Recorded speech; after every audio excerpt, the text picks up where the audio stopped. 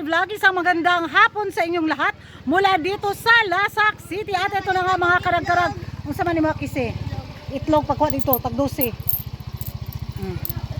At ito na nga mga karag-karag, ang mga latest na mga chikahan, chismisa na pinag-uusapan, pinag-chichismisa ng mga active na mga chismosa at mga chismosa sa social media, na kung saan kanina busy ako sa paglilinis ng aking bakuran. At eto na nga ang paglilinis sa chismisan galore sa Miss Universe organization. Ako, grabe, anong drama effect na naman ang ginawa ng Miss Universe organization. Oh, di ba?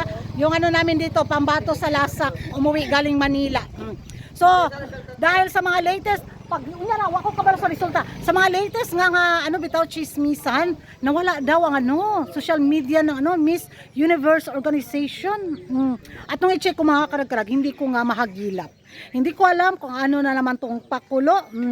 Parang lumang tugtugin itong ginawa ng Miss Universe organization. Hindi mabenta si Inday Fatima, gumawa na naman sila ng eksena. Pinatay na naman nila ang kanilang social media account para sabing na-hack, para makakuha ng simpatiya sa mga beauty pageant lovers, di ba? Yun yung taktika nila.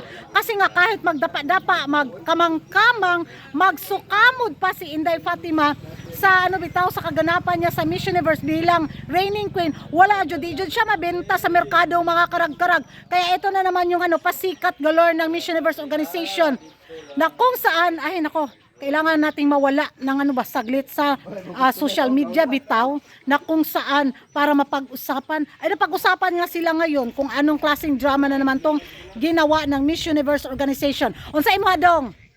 Idibol, time pass, kadali lang. Ay, ang masasabi ko lang mga karag-karag, nako, may pamaglako na lang sila ng ginamos uyap ug dayok sa merkado. Mahalin pa kaysa kay Inday Fatima bitaw, na kung ano na lang yung mga pinagagawa niya para mapansin at ng Miss Universe organization. Wala jud, luging-lugi sila. Tagam, kinarma, mga kanahan ng dagko masyado mga lutong takos talaga yung resulta, kaya ayun nga. So ewan ko sa inyo mga karag-karag kung ano yung magiging reaksyon ninyo.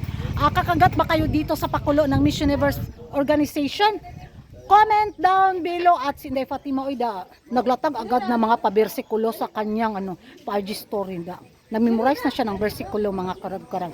Comment down below kung hindi ka pa nakapag-subscribe sa YouTube channel ko. Don't forget to like and subscribe ko ragan karag. And hit the notification bell para update kayo sa mga latest kaganapan at latest na sa mundo ng beauty pageant.